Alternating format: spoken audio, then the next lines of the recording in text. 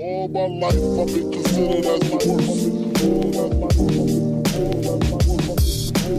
After hours, drowsy stepping, hear the sermon, hold the reverend. Long distance relationships with 777s. Who'd have guessed it? Feeling washed up before its prime mic sessions. And as for rhyming, it's his only lip. At number 5, which is going to be a very unpopular decision with many people because reasons. We have Collateral Beauty. The Collateral Beauty. Now, when I first filmed this, because this is like the 4th time I've been filming this special for you guys, I went on a bit of a tirade talking about why people should actually give this film a chance, because like any good film that is trying to be hopeful and inspiring for others, I just wanted people to see that Collateral Beauty is more than just, it's only about a guy that's suffering, and we all know you haven't.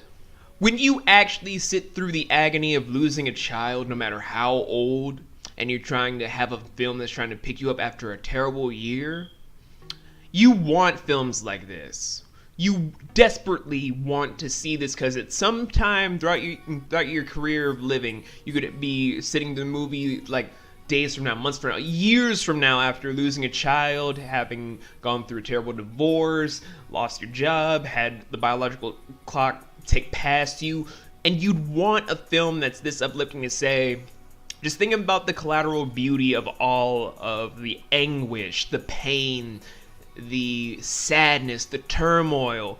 And instead of hating on that film, I don't understand why people don't just embrace that this is a hopeful movie just because it had a weak opening in the box office. Because believe it or not, guys, I like films that a lot of the critics hate, this being one of them.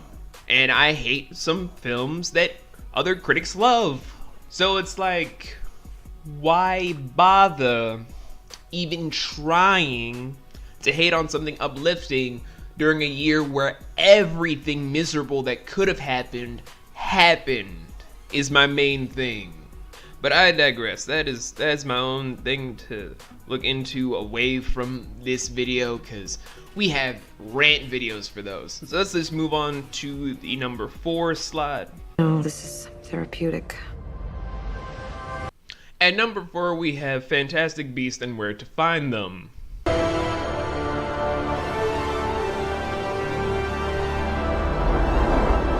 Woo!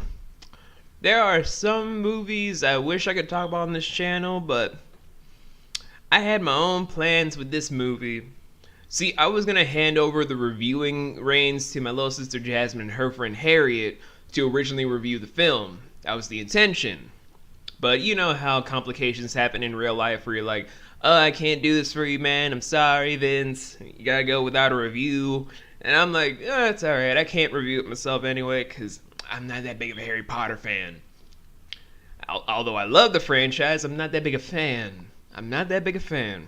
But I will say this. It did surpass the films of, I would say, the first 6 years of Daniel Radcliffe, Emma Stone, and Rupert Grant's career.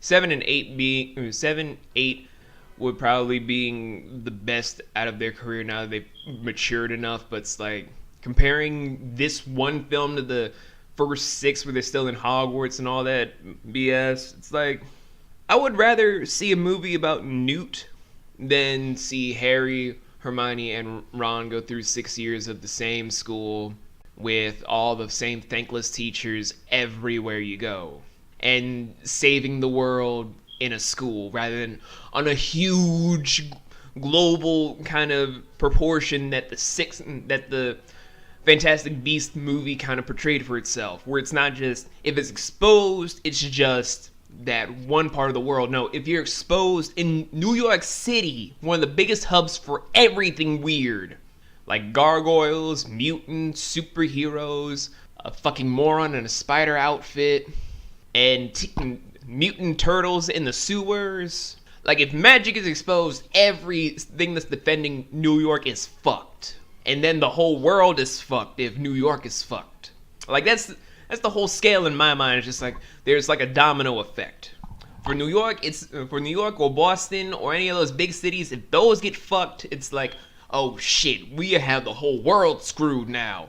I'm sorry, London. We apologize. And stuff like that, you know, just those tiny little things that just domino effect into it. But why is it only number 4 though, if I'm just thinking on that big grand scale in a story sense? Although the story is good, the cast is great, the effects are sublime, the antagonist and the ending and how they're trying to allude to the future films, I'm just like, I'm not impressed. I mean, I love J.K. Rowling and all that she's done because she's one of my favorite writers, aside from the other one that died recently. But in comparison to how she made everything else so powerful with Harry, Ron, and Hermione for an impact for the other stories leading up to the climactic finale, it's kind of just a little bit, just a little bit underwhelming. You know what I mean? Just a little bit underwhelming. I don't like underwhelming. Why isn't anyone ever just whelmed? So let's just all move into the top 3 spot. Hey, Mr. English guy, I think your egg is hatching. At number 3, we have The Girl on the Train. So, why am I putting The Girl on the Train at number 3 above so many films? Like Fantastic Beasts did so much better. Neon Demon was more impactful. Doctor Strange was a lot more fantastic. Zootopia topped the billboard on ticket sales. And Your Name is an amazing anime. Why'd you do it, Vince? Why'd you do it? I'm like, first of all, back up before I break your fucking legs. Oh, just take it easy, man. Second of all, here is the reason for all of you that are jumping down my throat about why this should be number 3. First off, it's the only realistic movie that is better than its book counterpart in many different ways, because the acting made it more sublime than the writing did in its book. And I love supporting writers that have their book turned into a movie franchise if they're good. I'm looking at you, Divergent, Twilight, and 50 Shades of Grey writers. Just stop, okay? Just stop. But with the whole ensemble of cast, crew, film locations, although I did kind of complain about why they didn't film it in a certain location in the comment section for my review on it, because I wanted to keep it spoiler free, the entire necessity around said film prospect was so much better than what I heard about the book. That was like, thank you, Emily Blunt, thank you. You made this wonderful, baby. You and your drunken rambling and walking. You are still MILF material now. And then with the whole twist and turns about how to gaslight the drunken lady, it was very well done. It was very superb. And I wanted to see more of that whole grandeur and its glory. But the problem is comparing it to the other 2 films on this list. The Girl on the Train may be better as a realistic story about how you can gaslight a poor drunken lady into pretty much anything, into pretty much the biggest psychological film of the year that surpassed Gone Girl by a mile, that you're just kind of like, it's good, but what about that over-the-top action that we need that kind of blows realism out of the water? And that's how we lead into the second film on this list. Why are you here? Because I'm afraid of myself. At number 2, we have the incredible, the deadly, the all-time what the who wrote this in the script? Oh, I'm forgetting what I'm talking about. It's Deadpool. Number 2 is Deadpool. Yeah, you're way too much dude for me. That's why I brought him. Fucking Deadpool ruining my goddamn script. Anyway, why would I choose this for number 2? Is it better than Doctor Strange? Well, personally, I don't think it's better. I think it's leagues more superior. Because it's a self-aware movie about what it is. It's a redeeming movie for all of the terrible directmanship that they gave Ryan Reynolds for a lot of superhero movies. like Green Lantern and X-Men Origins Wolverine. Like, just completely cured all of it. Just cured the shit out of it. Like, it was, like, got a regeneration factor to then just be like, I'm cured, bitches! I can now be in the Marvel Cinematic Universe, can't I? Can't I, please? I'm in that red suit now. Come on, please. And all that glorious glory.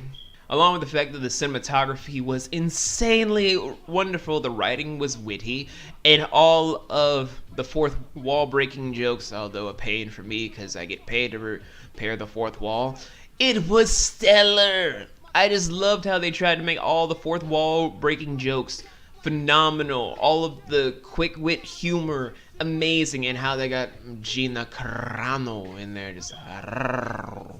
Regardless though, why is it not the #1 movie of the year? It's because of all the people I talked to this year about what was the #1 film of the year. What was the #1 movie that blew everyone away? What was the one movie that kind of threw everything on the spectrum out of the spectrum? What made all of that wonderfulness wonderful in one grand scheme of things? Well, let's get into it with the #1 choice. You're probably thinking, this was a superhero movie, but that guy in the suit just turned that other guy into a kebab. Surprise, this is a different kind of superhero story. At #1, we have Captain America Civil War. You know, Avengers, what, 4, 3? Avengers 3 maybe? I don't know. Anywho, regardless of what it should have been called, Captain America Civil War was, by God, so much more superior than the original comic it was based off of. Cause the premise made no fucking sense in the comics. Like, sure, some D-list heroes fucked up, but Neutral blowing up an entire city block when all of its biggest explosions were, say, a condensed matter that would just probably blow up a backyard and just probably injure some people really badly. Like, that would have been more understandable about why Neutral ended up causing the Registration Act to happen, and then also explaining what the Registration Act is. And let's not forget one of the most pointless deaths in the whole fucking comic being a goddamn racist kill. But the movie undid everything accordingly in an almost 100% better interpretation. I only say almost because of certain elements that are still prevalent in this movie. The first key thing being about the big bomb fiasco. Like, I didn't know Crossbones could detonate himself with those amount of bombs strapped to his chest. Never remember reading that with Julian in Spanish. Don't remember that shit. And just certain moments in the film, just like that awkward romance between Wanda and Vision, just kind of like, it's a lot better when she's more of an adult and it's not the Ultimate Universe's interpretation of Wanda Maximoff. Just saying. But other than that, the whole film was just a stellar masterpiece about what to do that the comic did wrong. The action felt more justified, the conflict felt more real, and it didn't even try to focus too much on the Accords, because they actually tried to establish is to keep them in check with the government, which is probably just going to be erased eventually by anything involving the Avengers, because it's an Avengers franchise. We can't have them restrained too long. They're fucking superheroes. They need to be unrestrained after saving the world from Thanos, or then they have to fight the Skrull, and then fighting along with the Krell and all those things, and then being part of Secret Wars, but that's a story for another day. And the whole Rift thing felt really real. Like, you've seen them become a family, now watch them actually tear themselves apart. That was something very beautiful to do. Even though it kind of felt a little cheap on Tony and Steve's side, because it kind of was like, you could have told him a long time ago and he would have been like, I thought you loved me, man. I thought you loved me. Why you do this? Why you do this, Steve? Why you do this to me, bruh? But yeah, it's just a pretty good film. I wouldn't say it's the number one for a lot of reasons, but I can't deny what most moviegoers would say. It's the number one film for a lot of people this year, and the fact that a lot of people felt that way, couldn't help it. Couldn't help it. And with that, we've covered the top 10 films that came out this year in the cinema. Not gonna say the year anymore, because I'm just like, fuck this year, I'm done. But I want to know from you guys, what are your top 10 films of the year? Did I miss any? Let me know in the comments below what you guys think were the top 10 films for yourself. And if you got anything bad to say about my list, all I gotta say is, it's my opinion, guys. It's my opinion. There's no need to be a dick. Anyway, though, peace and take care of my little nomads out there. I'll see you next time to all my party people out there. Remember to keep on grooving to the exact videos. And if you are a stranger out there and you love my quirky attitude, my randomness, my off-the-wall oddballish nature, hit that subscribe button to become a nomad today. We like to have fun. We like to have a good time here. And we like to have a ball with all of the wonderful cats without any drama. And also something about if you want to be notified about all my next uploads, hit that little bell next to the channel name and you'll be part of the notification squad or whatever the new thing is in the comments section. I don't really care about notifications because I just post whenever I fucking feel like. So I'll see all of you lovely babies. Weird. I'll see all of you lovely babies later on.